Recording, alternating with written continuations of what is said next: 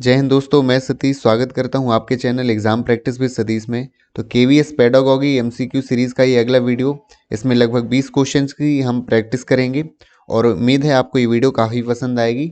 और सारे हमारे प्रश्न जो है एग्ज़ाम ओरिएंटेड हैं और आपको काफ़ी अच्छा आपका एक रिवीजन होगा और बहुत सारे नए प्रश्न आपको सीखने को मिलेंगे। और आपसे मैं ये होप रखता हूँ कि आप भी खुद भी अपने साथ में अपना आंसर देते जाइएगा और लास्ट में कमेंट बॉक्स में ज़रूर बताइएगा कि आपके कितने प्रश्नों के आंसर आपके सही थे। चलिए बढ़ते हैं आज की वीडियो में। पहला प्रश्न, आप उस छात्र को किस प्रकार रोकेंगे जो शरारती है और नशीला पदार्थ लेता है? How will you stop that student who is naughty and take into intoxicated substances? तो आप उसे कठोर दंड देंगे और सुधार के बाद उसे सिखाएंगे, उसे पनिशमेंट देंगे, तो ये तो सही नहीं होगा आप पनिशमेंट देना। आप उससे उससे होने वाली बीमारियों के बारे में बताएंगे और बाद में उसे सिखाएंगे, तो यही इस प्रश्न का सही उत्तर है। You will tell about him diseases that arises from it and then after teach him. आप उसे बीमारी के बारे में बताएंगे और बाद में उसे सिखाएंगे, जिससे वो नशीला पदार्थ लेना छोड़ देगा। और ये जो बाकी विकल्प हैं ये जो हैं गलत हो जाएंगे। बढ़ते हैं अगले प्रश्न की ओर। किसी गतिविधि के माध्यम से छात्र आसानी से क्यों सीखते हैं? तो why do students learn easily through an activity? तो रचनात्मक होती है, आनंददायक होती है, शारीरिक कार्य शामिल होते हैं, या गतिविधि छात्र छात्राओं द्वारा स्वयं की जाती है? तो यही इस प्रश्न का सही उत्तर है, क्योंकि गतिविधि जो होता है उसमें बच्चे स्वयं पार्टिसिपेट करते हैं, इसीलिए जो गतिविधि क्या है, गतिविधि के माध्यम से आसानी से सीख जाते हैं। वैसे ऑप्शन तो ये भी ठीक है, लेकिन जो सबसे सटीक उत्तर है वो चौथा है, क्योंकि बच्चे स्वयं पार्टिसिपेट करते हैं, इसीलिए वो ज़्यादा आसानी से सीख जाते हैं। बढ़ते हैं अगले प्रश्न की ओर। इनमें से कौन विकास पर आनुवांशिकता के प्रभाव का सबसे अच्छा वर्णन करता है? Which of the following best describe the effect of heredity upon development? तो आनुवांशिकता निर्धारित करती है हम कितनी दूर जाएंगे, तो यह निर्धारित नहीं करती। यह निर्धारित करता है कि हम कितनी दूर जा सकते हैं, तो यही इस प्रश्न का सटीक उत्तर हो जाता है कि ये बताती है कि हम कितनी दूर जा सकते हैं, और अच्छा यदि उसे वातावरण मिल जाता है तो वह अपने गोल तक पहुंच जाता है। आगे देखते हैं, यह कितनी दूर जाएंगे प्रमुख निर्धारक है, यह नहीं है, और कितनी दूर जा सकते हैं ये भी नहीं है। यदि बच्चे के माता पिता यह शिकायत करते हैं आपसे कि बच्चे ने झूठ बोलना शुरू कर दिया है, that child has started telling a lie, and वह जो है गृह कार्य के बारे में बिल्कुल चिंतित नहीं रहता, he doesn't bother about the homework, you would, आप ऐसी स्थिति में क्या करेंगे? ये इन क्वेश्चंस को इंपॉर्टेंट ज़रूर लगा लीजिए। ऐसे बहुत सारे क्वेश्चन होंगे डिसीजन मेकिंग वाले जो आपके एग्ज़ाम में पूछे जाएंगे, और इसी तरह का कुछ सिनेरियो रहेगा कि बच्चे ने कुछ कर दिया क्लास में, क्लास के बाहर, घर में, और आप शिक्षक हैं, आप ऐसी स्थिति में क्या करेंगे? तो ऐसे क्वेश्चन की ज़रूर प्रैक्टिस करिएगा, ताकि वहाँ आपका कॉमन सेंस एकदम काम करे और आप सटीक उत्तर लगा करके अच्छे मार्क्स आप लाएं एग्ज़ाम में। तो बच्चे ने झूठ बोलना शुरू कर दिया है और होमवर्क नहीं कर रहा है, आप क्या करेंगे? कक्षा के सामने उजागर करेंगे और उसे अपमानित करेंगे, ह्यूमिलेट करेंगे, तो ये तो नहीं होगा। बच्चे के प्रति अधिक सतर्क रहें और परामर्श देते रहें, यही सबसे सही उत्तर हो जाएगा कि आप मोर विजिलेंट रहेंगे बच्चे के प्रति और उसकी काउंसलिंग भी करेंगे बीच बीच में। आपको परेशान नहीं हो, लेकिन ये भी गलत उत्तर हो जाएगा। बच्चे को दंड दें, ये भी इसका गलत उत्तर हो जाएगा। ऑप्शन नंबर जो 2 है इसका करेक्ट आंसर हो जाएगा। बढ़ते हैं अगले प्रश्न की ओर। निम्नलिखित में से किस वर्ष में अक्षरों को पहचानने की शुरुआत हो जाती है? Recognition of alphabet commences at the age of. तो आपको बताना है, इसको याद करने का एक और तरीका है। आपको पता है अभी बाल वाटिका केंद्रीय विद्यालय में शुरू हुआ है, प्री प्राइमरी, और वहाँ पर एडमिशन 3 से 5 ईयर्स तक के बच्चों का होता है। तो 3 ईयर्स, जब बच्चा 3 ईयर्स का होता है तब उसमें अक्षरों की पहचानने की शुरुआत हो जाती है। तो option number 3 is the correct answer. Next question देखते हैं। पड़ोस के विद्यालयों के विचार की वकालत किसके द्वारा की गई? Idea of neighbourhood school was advocate by. तो ये जो दिया गया था विचार, भारतीय शिक्षा आयोग 1964-66 वाला, इसमें ये विचार दिया गया था। पड़ोस का विद्यालय क्या होता है? ये होता है कि बच्चा जो है उसके आसपास पड़ोस में ही विद्यालय होना चाहिए, जिसकी डिस्टेंस अधिक नहीं होनी चाहिए। इसका मतलब यदि दूरी ज़्यादा है वो बाधक नहीं बननी चाहिए बच्चे की शिक्षा में। तो आपको पता होगा कि प्राइमरी स्कूल 1 किलोमीटर की रेडियस पर और मिडिल स्कूल 3 किलोमीटर की रेडियस पर स्टेट गवर्नमेंट के होते हैं। और साथ ही साथ में हर एक जो कोई भी कास्ट का हो बच्चा, कोई भी जेंडर हो, किसी भी बैकग्राउंड से हो, स्कूल उसे एडमिशन देने से मना नहीं कर सकता है। ये इसमें कहा गया था भारतीय शिक्षा आयोग 1964-66 में। आगे देखते हैं शिक्षण के लिए गतिशील दृष्टिकोण का क्या अर्थ है। डायनेमिक अप्रोच क्या होता है, जब एक्टिविटी के माध्यम से सिखाते हैं। लर्निंग थ्रू एक्टिविटीज़ जो होगी तो वही डायनेमिक अप्रोच टीचिंग की कहलाएगी। गतिशील का मतलब यहाँ पर डायनेमिक से है और जो कि गतिविधियों को हमें बताता है। और ये जो बाकी उत्तर हैं उतने सटीक नहीं होंगे जितना उत्तर पहला हो जाएगा। बढ़ते हैं अगले प्रश्न की ओर। विकासशील देशों में, विकासशील देश जो कि इंडिया भी है, डेवलपिंग कंट्री, आईसीटी कौन से बच्चों के लिए शिक्षा के अनुभव बढ़ाने की क्षमता रखता है। मतलब शिक्षा के लिए आईसीटी कौन से बच्चों के लिए है। तो ग्रामीण दूरस्थ स्थानों में रहने वाले बच्चों के लिए, विशेष अधिगम जो स्पेशल लर्निंग नीड्स वाले हैं, जो फिजिकली डिसेबल्ड वाले हैं, या सभी। तो ये जो option number 4 is the correct answer कि इन सभी बच्चों के लिए आईसीटी का जो है शिक्षा अनुभव बढ़ाने की क्षमता रखता है। कौन? आईसीटी। आपको आईसीटी का फुल फॉर्म पता होगा, इंफॉर्मेशन एंड कम्युनिकेशन टेक्नोलॉजी, जिसमें आपका projector, LCD projector, computer, TV screen, ये सारे इक्विपमेंट्स पढ़ाई में हम यूज़ करते हैं, जिससे अधिक से अधिक लर्निंग आउटकम्स आते हैं। देखते हैं अगले प्रश्न की ओर। विकास किस अवस्था से प्रारंभ होता है। Development starts from. तो प्रारंभ बचपन की अवस्था, जन्म पूर्व अवस्था, यही इस प्रश्न का सही उत्तर है। आपको पता होगा जो विकास है बच्चे का वह गर्भावस्था से प्रारंभ होता है, तो यही हो जाएगा जन्म पूर्व अवस्था। इस प्रश्न का सही आंसर हो जाता है और बाकी इस प्रश्न के सही आंसर नहीं है। बढ़ते हैं अगले प्रश्न की ओर। प्रारंभ से शिक्षा के लिए एक बहुभाषी दृष्टिकोण मुख्य रूप से निम्न में से किसके बुरे प्रभाव का सामना करने में सहायक है। A multilingual approach to schooling from the very beginning is mainly helpful in countering the ill effect of। यदि बच्चे को प्रारंभ से ही हम बहुत सारी भाषाएं सिखाते हैं तो उसका क्या बुरा प्रभाव हो सकता है। किसी छात्र का स्वयं की भाषा का खोना, ये हो सकता है। जो भाषा उसकी लोकल लैंग्वेज है वो उसको खो सकता है यदि आप बहुभाषी दृष्टिकोण अपनाते हैं।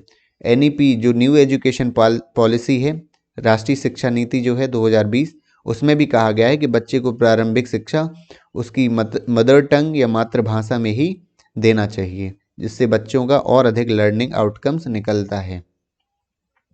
बढ़ते हैं अगले प्रश्न की ओर। विद्यार्थी अधिक सीखते हैं, ये बहुत एक आसान सा प्रश्न है, ये आपको बिल्कुल आना चाहिए। इसका प्रश्न का आंसर मुझे देने की ज़रूरत नहीं है। इसका पहला आंसर है करके। लर्निंग बाय डूइंग, आपको पता है करके सीखते हैं बच्चे। बढ़ते हैं अगले प्रश्न की ओर। छात्रों के सही मूल्यांकन के लिए किस पद्धति का उपयोग किया जाना चाहिए। कौन सी मेथड यूज़ करनी चाहिए। रचनात्मक मूल्यांकन भी किया जाता है पाठ के अंत में, जो समेटिव कहलाता है। फॉर्मेटिव कहलाता है रचनात्मक, जो पाठ के प्रारंभ में लिया जाता है, और अंत में जो लिया जाता है वो कहलाता है समेटिव एवल्यूशन, और ये भी समेटिव है। तो इसका जो सही उत्तर है निरंतर मूल्यांकन। आपने CCE का कॉन्सेप्ट पढ़ा होगा, कंटिन्यूस कम्प्रीहेंसिव एवेल्यूएशन, CCE। तो जो कि निरंतर मूल्यांकन होता जाता है, जो बच्चों के परीक्षा के डर को कम करने के लिए बनाया गया था कि आप हर समय उस बच्चे का मूल्यांकन कर रहे हैं कि बच्चे का जो प्रोग्रेस है वो कितनी जा रही है। तो option number 2 is the correct answer. एक शिक्षक अपने शिक्षण में श्रव्य, दृश्य साधन और शारीरिक गतिविधियों का उपयोग करता है क्योंकि वे क्या करते हैं। जो श्रव्य, दृश्य, श्रव्य, ऑडियो विजुअल एड्स क्या कहलाते हैं। वही जो आपको सुनने में स्पीकर हो गया, आपका LCD प्रोजेक्टर हो गया। उसमें क्या होता है, शिक्षार्थियों को व्यापवर्तन प्रदान करते हैं, डाइवर्जन। शिक्षक को राहत प्रदान करते हैं, रिलीफ, तो ये भी नहीं है। अधिगम को बढ़ाने के लिए अधिक से अधिक इंद्रियों का उपयोग करते हैं, और facilitated effective assessment. Option number 3 is the correct answer. कि आपको पता है जब बच्चे देखेंगे प्रोजेक्टर में वीडियो तो उसमें उनकी सुनने की इंद्री, देखने की, और ये सारी जो है सेंस हैं काम करती हैं, इसीलिए option number 3 is the correct answer. बढ़ते हैं अगले प्रश्न की ओर। RT अधिनियम 2009 के अनुसार 1 से 5 तक के शिक्षकों में कुल 62 छात्रों के लिए कितने शिक्षक उपलब्ध कराए जाएंगे। ये भी इंपॉर्टेंट क्वेश्चन इस तरह का पूछ लिया जाता है। इसके लिए आपको ये जानना होगा कि प्राइमरी कक्षा में जो टीचर और स्टूडेंट का रेशियो क्या होता है। तो 3:1 होता है कि 30 बच्चों पर एक शिक्षक, तो 60 बच्चों पर 2 शिक्षक हो जाएंगे और 61 से 90 इसमें 3 शिक्षक हो जाएंगे। तो चूंकि 62 बच्चे हैं इसलिए कितने शिक्षक हो जाएंगे, 3 शिक्षक जो हैं अलॉट किए जाएंगे 62 छात्रों के लिए। आगे बढ़ते हैं। आपको क्या लगता है कि छात्रों को प्रेरित करने के लिए सबसे अच्छा उपकरण क्या है? Would do you think is the best tool to motivate student? तो ऑडियो विजुअल एड्स का यूज़ करना, मेक लेसन मोस्ट इंटरेस्टिंग, पाठ को एक दिलचस्प बनाना, छात्रों का सहयोग लेना। तो यही सबसे उत्तर है कि यदि आप पढ़ाने में गतिविधियों में छात्रों का सहयोग ले रहे हैं, सीक कोऑपरेशन ऑफ स्टूडेंट, तभी ये आपको छात्रों को मोटिवेट करने के लिए सबसे अच्छा ये माध्यम बन जाएगा। बढ़ते हैं अगले प्रश्न की ओर।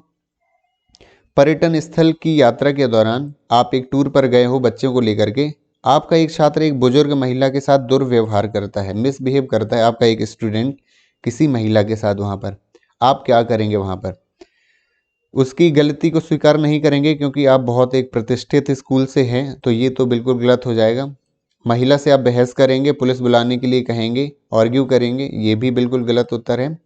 अपने छात्र से माफ़ी मंगवाएंगे और बुजुर्ग महिला को सॉरी बोलने के लिए कहेंगे, यही सही उत्तर है कि आप बच्चे से कहेंगे कि आप बुजुर्ग महिला को सॉरी बोलो। तो यही इस प्रश्न का सही उत्तर हो जाता है। Make your student apologise and say sorry to the old lady. सभी छात्रों को घटना स्थल से दूर ले जाएंगे, ये उत्तर नहीं होगा। तो option number 3 is the correct answer.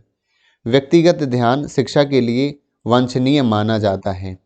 Individual attention education is considered desirable for. ये जो है व्यक्तिगत ध्यान सभी विद्यार्थियों के लिए, धीमी गति से सीखने वाले विद्यार्थियों के लिए, बुद्धिमान प्रतिभाशाली और दोनों। तो आपने ये इंडिविजुअल एजुकेशन प्लान देखा होगा, व्यक्तिगत शिक्षा जो प्लान होता है वो हर एक बच्चे की नीड के अनुसार बनाया जाता है, इसलिए किसके लिए कंसीडर्ड होगा? सभी बच्चों के लिए ये कंसीडर्ड माना जाएगा। बढ़ते हैं अगले प्रश्न की ओर। निम्नलिखित में से कौन व्यक्तित्व का एक प्रक्षेप परीक्षण है? तो प्रोजेक्टिव टेस्ट ऑफ पर्सनालिटी क्या है, इसको आपको याद कर लेना है कि वर्ड एसोसिएशन एक टेस्ट है जो एक साइकोलॉजिस्ट हुए हैं, एक जिसका नाम है गॉल्टन, एक गॉल्टन नाम के साइकोलॉजिस्ट हुए हैं और उन्होंने ये टेस्ट दिया है वर्ड एसोसिएशन टेस्ट। उसमें व्यक्ति का एक प्रोजेक्टिव टेस्ट होता है। इसमें क्या होता है कि बच्चे से या व्यक्ति से कुछ वर्ड्स की एक सीरीज पूछी जाती है और जो उनके मन में सबसे पहले आता है उत्तर, उस आधार पर टेस्ट किया जाता है। बेसिकली इसमें अचेतन मन का पूछा जाता है। जैसे आप किसी एक वर्ड देंगे फूल या फ्लावर, तो जो सबसे पहले बच्चे के मन में आएगा तो उसके आधार पर इसका टेस्ट किया जाता है कि यदि उसके मन में रोज़ आ रहा है या फिर लोटस आ रहा है, ऐसा। तो इस तरह से तो ये कुल मिला के अचेतन मन को जो पहचानना, आपकी क्या क्या अचेतन मन में कितनी नॉलेज है, उसको चेक करने के लिए ये टेस्ट लिया जाता है। फॉर एक और एग्जांपल देता हूँ, जैसे आपका अचेतन मन, जैसे आपने अल्फ़ाबेट A to Z बचपन में ही सुना होगा, A to Z। यदि आप रात में सो भी रहे होंगे और अचानक से कोई जगा के पूछ दे तो भी आप A to Z आप उसे सुना देंगे अल्फ़ाबेट, क्योंकि वो आपके अचेतन मन में पहुंच चुका है। और कई सारे ऐसे प्रश्न होंगे जिनके लिए आपको टाइम लगेगा यदि आपसे कोई जगा करके ऐसा कोई प्रश्न पूछ दे। बढ़ते हैं अगले प्रश्न की ओर। निम्नलिखित में से कौन सा गुण शिक्षक के लिए सबसे आवश्यक माना जाता है? Which of the following quality is considered most essential for a teacher? तो एक्सपर्ट होना चाहिए सब्जेक्ट का, तो ये तो होना चाहिए। लर्नड पर्सन होना चाहिए, विद्वान व्यक्ति होना चाहिए। वेल ड्रेस्ड होना चाहिए, बहुत अधिक धैर्य होना चाहिए, बहुत लॉट्स ऑफ पेशेंस। तो यही इसका सबसे सटीक उत्तर हो जाता है। वैसे तो चारों सही हैं, लेकिन सबसे आवश्यक क्या है, उसका बहुत पेशेंस होना। क्योंकि कई बार क्या होता है कक्षा में, जब आप टीचर बहुत मेहनत करते हैं और बच्चों के लर्निंग आउटकम्स नहीं आते हैं उसी दिन पढ़ाने के टाइम पे, तो टीचर जो है खुद से बहुत बच्चों के लिए एक नाराज़ फील करता है, गुस्सा हो जाता है।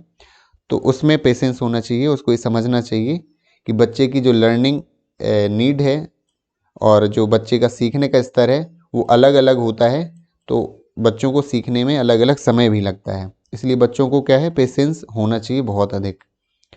बढ़ते हैं आज की वीडियो के अंतिम प्रश्न की ओर। बहुस्तरीय शिक्षण, आपको ये पढ़ा होगा मल्टीग्रेड टीचिंग क्या कहलाती है।